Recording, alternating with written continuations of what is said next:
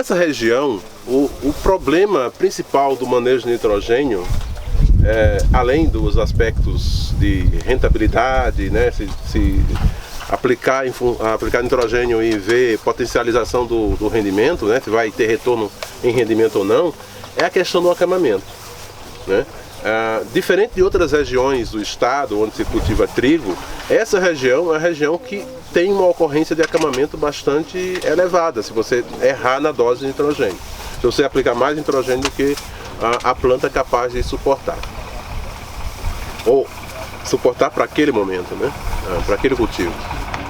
E por que essa região aqui é uma região propícia? Uma região mais baixa, clima mais... uma temperatura mais alta, e isso determina que mesmo que você tenha uma matéria orgânica, um nível de matéria orgânica mais alto, mais baixo, você tem nessa região, comparado com Vacaria, que é outro tipo de solo, um clima muito mais frio e uma matéria orgânica muito mais alta, aqui tem um potencial de fornecer nitrogênio para a planta durante o cultivo muito mais alto do que o de lá. Por isso que as respostas a nitrogênio aqui são mais baixas do que as respostas de lá, se você analisar comparativamente, né? As curvas aqui são menos agudas, né? Tem uma curva bem menos pronunciada do que as curvas de resposta a nitrogênio lá na região de Vacaria. E aí o pessoal fala, mas olha, um solo, eu acho engraçado o pessoal falando, o solo lá é muito mais fértil, né? Isso só chama atenção que fertilidade é uma questão muito relativa, né? Nível de matéria orgânica não é só um único indicador de qualidade de solo. Se aquele matéria orgânica é capaz de ser decomposta mais rapidamente, é também um indicador. Taxa de decomposição é um indicador muito mais importante para a qualidade do que simplesmente um valor absoluto da matéria orgânica. Então aqui, mesmo tendo níveis de matéria orgânica mais baixos, você tem que ter muito cuidado com a aplicação de nitrogênio. Por quê? Porque a planta cresce mais, o solo é capaz de fornecer mais nitrogênio do que em outras regiões mais frias, e com isso você vai ter um excesso de nitrogênio, não excesso, mas um nível de nitrogênio que vai propiciar um crescimento vegetativo muito elevado, e com isso a possibilidade de ter acamamento, né?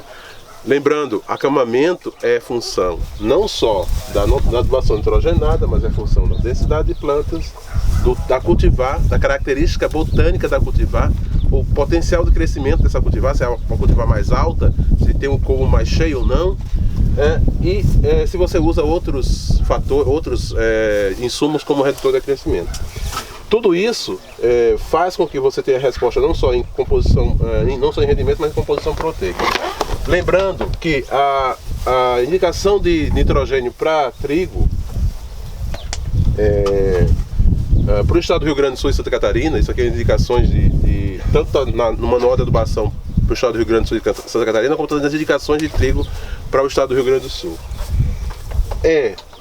Para a região aqui, que a matéria orgânica estaria entre 2,5, abaixo de 5 e entre 2,5 e 5, às vezes até abaixo de 2,5, né, Paulo? Sim.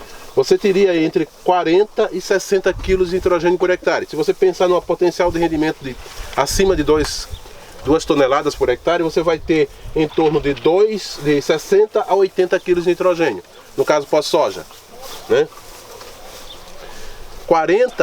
Lembrando, 60 a 80 kg de nitrogênio por hectare. Aqui, quantos de vocês têm lavoura ou manejam lavoura de trigo? Quanto vocês têm aplicado nitrogênio aqui? 150 quilos, mais ou menos, é isso? Base, né? 150 quilos de 150 kg de ureia estaria em torno ali de 70 kg de nitrogênio. Vocês estariam na metade. Fora a base. Fora a base, né? Mas a base normalmente você vai ter o que? 15, 20 quilos no máximo, né? 20 quilos. Então assim, ó, você estaria entre 80 a 90 quilos de nitrogênio por hectare. Total. Se você pensar que você tem cultivares que são sensíveis ao acamamento, num ano que tem condições de bastante crescimento, que você tem potencial de fornecimento do solo com umidade e temperatura mais altas, você vai ter acamamento certamente. Então não é por isso que vai ter acamamento, né? As doses que estão sendo utilizadas normalmente aqui, se você não tem cultivares que sejam menos acamadoras, você vai ter acamamento em anos propício ao acamamento. Porque eu estou lembrando sempre nessa fala que eu estou fazendo aqui nesse dia de campo, que o acamamento é função, no caso do nitrogênio, da cultivar, relacionado ao nitrogênio, cultivar, quantidade de nitrogênio e clima. Não só clima, porque o clima envolve várias coisas. Para o caso do nitrogênio, envolve também fornecimento, decomposição do nitrogênio pela matéria orgânica, né? Fornecimento do nitrogênio via matéria orgânica, via solo, mas também perda de nitrogênio. Se você tem um ano de mais chuvas, né? Ou de menos chuvas, você pode ter menos ou mais perdas. Então você tem, esse ano por exemplo, foi um ano que segurou o acamamento. Por quê? A planta cresceu menos porque tinha menos água. Né? Então não foi pela perda de nitrogênio, porque você não teve muita perda. Então o acamamento não ocorreu pela quantidade de nitrogênio que tinha disponível, e sim pela redução do crescimento, porque a planta tinha menos água disponível. Mas se no ano que você tem mais disponibilidade de água, e você aplica a mesma quantidade de nitrogênio, né, você vai ter maior crescimento e o potencial de acamamento é maior. Né? Então isso determina que você tenha que ajustar a quantidade de adubação, nitrogenada, em função da cultivar e em função do clima daquele ano. E vocês aí têm que aprender a ler boletins meteorológicos estendidos. Não sei se é costume das pessoas aqui lerem qual vai ser o clima para os próximos 2 meses, 3 meses. Existem esses boletins disponíveis na internet. Então vocês têm que aprender a ler. Essa informação técnica está aí disponível, vocês têm que fazer uso. Isso é importante. Se o clima vai ser chuvas acima da média, ou na média, você vai ter que ter cuidado com a adubação nitrogenada, né? Ou fracionando ou aplicando menos. Outro aspecto bastante interessante da adubação nitrogenada é quando aplicar, né? Ciclo da planta é importante. Quando é que está a maior demanda de nitrogênio? Nessas duas fases aqui, ó, vegetativas, no perfilhamento e no alongamento. É aqui que você tem que ter nitrogênio disponível. Se você aplicar muito cedo, o risco de perda é maior. Se você aplica muito tarde, o que vai acontecer? A planta não consegue mais absorver, porque a demanda dela não tem mais a demanda. Quando ela precisava, você não forneceu, né? Então, são essas duas fases que a gente tem usado como fases para fazer a época de aplicação da adubação nitrogenada. No perfilhamento e no alongamento. Quando você tem um ano de muita chuva, é bom você fracionar. Se você tem um ano de menos chuva, você pode aplicar todo. E para isso, como é que você sabe disso? Olhe os boletins de previsão estendida que você vai decidir. É mais difícil de errar, né? A questão de aplicações tardias de nitrogênio, né? Isso é uma polêmica já há algum tempo. Não sei se já voltou aqui. Mas assim, ó, o que a gente tem de aplicação tardia é essa aplicação no perfilhamento. Ali naquela fase que a gente, teoricamente, não teria tanta demanda de nitrogênio pela planta, mas que algum nitrogênio alguma proteína pode ser sintetizada ali, e aí aumentando a disponibilidade de nitrogênio poderia ser que melhorasse a qualidade, porque proteína, a força de glúten é proteína, é qualidade da proteína. Então, o que a gente tem para alguns materiais que a gente tem testado, que foram testados, esse tratamento 3 aqui, que é a aplicação tardia adicional, tem até aumentado a qualidade, sabe? Mas não se justifica, não muda a classe comercial. Então a gente não tem recomendado aplicações tardias de nitrogênio, né? Mesmo foliar e tudo mais, não se aplica, não é recomendado, não vale a pena. Isso é o que nós temos de recomendação. Então, recapitulando, quanto aplicar é função de quê? É função, obviamente, da indicação, mas como tem aquela faixa que você pode variar entre 60 até 80 kg de nitrogênio por hectare, você tem que levar em consideração nessa faixa de aplicação, nessa faixa de recomendação, a cultivar e o clima. Climas mais que propicia mais crescimento da planta, como temperatura mais alta e de maior disponibilidade de água, chuvas mais abundantes, significa você reduzir a quantidade de nitrogênio aplicado. Quantidade. Se você tem uma cultivar que tolera mais nitrogênio, você pode aumentar um pouquinho, usar os limites mais superiores da recomendação. Não seria um problema. Isso é quanto? Quando aplicar? Quando aplicar é função de quê? Da demanda da planta e do clima. A demanda da planta ocorre em quê? 2 épocas. Perfilhamento, alongamento. Eu posso aplicar tudo no perfilhamento? Sim, se você tiver menos riscos de perda, definido pela quantidade, pela previsão do tempo em função a quantidade de chuvas que vai ocorrer durante o período de crescimento do trigo, você pode aplicar tudo no perfilhamento. Do contrário, se a previsão é muita chuva por período, você tem que reduzir, fracionar isso em 2 épocas. Isso é o básico do manejo. Não tem que inventar aplicações foliares de nitrogênio. Eu falo assim, a quantidade que você tem que aplicar é tão grande de nitrogênio que aplicações foliares não compensam. Então, pense em aplicações foliares para outras coisas. Pense em micronutrientes, pense em outra coisa. Nitrogênio é muito, a demanda é muito elevada, a quantidade é muito elevada. Imagina a quantidade de volume que você tem que aplicar da tua cauda para fazer a aplicação. Não sei se você esteja fazendo fertirrigação, isso é outra coisa. Fertirrigação é diferente de adubação foliar, né? E a fertirrigação, você faz fertirrigação com nitrogênio, né? O volume de água é muito grande, mas você está fazendo irrigação, você não está aplicando uma cauda foliar, né? E eu gostaria que vocês ficassem como última mensagem esse ciclo de planta, fenologia. Aprendam a acompanhar a fenologia das plantas, acompanhar a fenologia do trigo. A fenologia da soja e do milho é por número de folhas, né? E durante a fase vegetativa. Mas no caso do trigo, você tem que aprender a ver quando é que a planta está entrando por exemplo, no alongamento. O que determina o alongamento? É o aumento do internódios. A planta passa a aumentar o espaço, né? O comprimento dos internódios. Ali é o alongamento. Você tem que aprender a ler a planta. A planta está te falando algumas coisas, então aprenda. Então é importante porque um dos aspectos do trabalho que a gente fez aqui na época, uns 4, 5 anos atrás, uma dúvida que os técnicos tinham era quando é que começava o alongamento, né? Perfilhamento é fácil, né? A planta começa a perfilhar, você percebe rapidamente, mas o alongamento era uma coisa que dificultava muito para o técnico perceber. Mas é internódio, cara. Você tem que buscar a planta lá, desnuda o colmo e vai procurar o internódio. Olha como é que estão os internódios, né?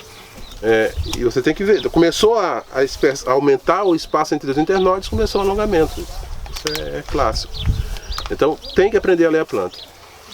Isso em relação ao nitrogênio para trigo. Eu queria falar para vocês também que eu trabalho com outros aspectos do manejo de nitrogênio para outras culturas. No caso, eu sou da área de microbiologia, então eu trabalho com inoculação em soja, inoculação em trigo, inoculação de azospirila em trigo. Então, se vocês tiverem alguma pergunta, e agora eu vou abrir para perguntas, se quiserem fazer alguma pergunta em relação também a esses temas, estejam absolutamente à vontade. A inoculação com azospirilo no milho aumenta a capacidade dele absorver o nitrogênio mineral que a gente coloca na base? Aumenta, sim, porque aumenta a raiz, né? Se você aumenta a raiz, aumenta a capacidade de absorver. A quantidade de nitrogênio fixado, se você está perguntando mais nesse sentido, Não, você está falando de aplicação na base, então a aplicação mineral. Então, sim, a resposta é sim, aumenta porque você aumenta a quantidade de raiz, o desenvolvimento radicular inicial. Né? Isso é fato. Né? Porque o principal mecanismo de promoção do crescimento do azospirilo, no caso do milho, ou no caso das gramíneas, é via a produção de auxinas, que aumentam o desenvolvimento de... E não é a produção de auxina pela planta, isso é uma dúvida que o menino falou aqui no grupo anterior. Não é a produção de auxina pela planta, isso aí seria até fácil, mas a produção, a própria bactéria produz auxina e libera no ambiente, e essa auxina liberada no ambiente vai ter efeito sobre a planta. Lembrando que a azospirilo é uma bactéria de vida livre, ela não é como o rizóbio que forma associação, tem a formação de nódulo. Então, assim, a associação entre a gente chama até de associação, não de simbiose, né? Entre a azospirilo e as gramíneas não é uma associação muito estreita. Ela se dá na rizosfera, mas ela não tem uma penetração na célula, no máximo no espaço intercelular da raiz, mas não dentro de célula, tá? E isso determina com um aspecto importante que vocês não falaram, que vocês não perguntaram, mas eu vou me adiantar porque é um aspecto muito que você tenha muito cuidado com o manejo de azospirilo. Porque dependendo da quantidade de bactéria, você vai ter mais produção de auxina, e como hormônio tem a dose ideal. Excesso de hormônio é veneno, igual remédio. Você pode ter distúrbio de crescimento de raiz pelo excesso de hormônio. Então isso é uma coisa também que a gente observa. Dados, então é sempre importante você levar em consideração o que está de recomendação da aplicação de azospirilo, de quantidade de doses de azospirilo que você tem para cada espécie, para cada cultura. Né? Tanto no caso de coinoculação de soja, quanto nas gramíneas. Todos os dois são verdadeiros, esses dados são essa mesma lógica é preciso levar em consideração. Diferente da inoculação com rizóbios, né, que não causam nenhum tipo de efeito negativo, se você aplica a mais em excesso, no caso do azospirilo não é verdadeiro. Isso é uma lógica que as pessoas usavam para azospirilo, porque vinham com a ideia anterior do manejo do inoculante de rizóbio e davam com os burros na água. É até uma coisa boa, porque o azospirilo é mais caro, né? O inoculante é o dobro do preço, então as pessoas acham que são menos propícias a cometerem esse excesso. Mas tem gente que ainda aplica, não vou dobrar a dose. Cuidado com dobrar a dose de azospirilo, que você vai ter efeito negativo. Mas hoje em trigo isso é irrisório, né? O uso. É irrisório. E na verdade, assim, tem materiais que respondem, materiais genótipos que respondem e genótipos que não respondem. Então isso é uma coisa que ainda não está resolvida completamente dentro no caso do trigo. No caso do milho, não, porque no caso do milho você tem... Eu posso entender um pouco a resposta maior no caso do milho, porque o ambiente de verão é muito mais estressante do que o ambiente de inverno, por incrível que pareça. Os déficits hídricos são mais frequentes no verão, temperaturas são mais altas no verão, então a possibilidade de resposta por aliviar o estresse via aumento da capacidade de desenvolvimento radicular é maior no verão do que no inverno. E aí, por consequência, a maior resposta do azospirilo no milho do que no trigo. É uma possibilidade, é uma hipótese, não é um fato, mas é uma hipótese. Porque a gente tem respostas mais frequentes e mais consistentes em milho do que em trigo. E uma outra coisa importante é que as respostas, por incrível que pareça, em soja e coinoculação têm sido mais consistentes do que a resposta nas gramíneas.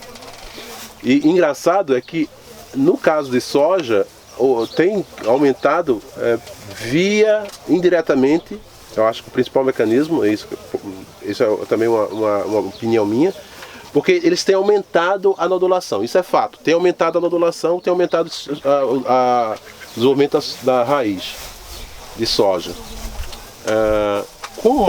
quanto maior o número de nódulos, mais a planta vai ter acesso ao nitrogênio. Então isso também é uma coisa interessante.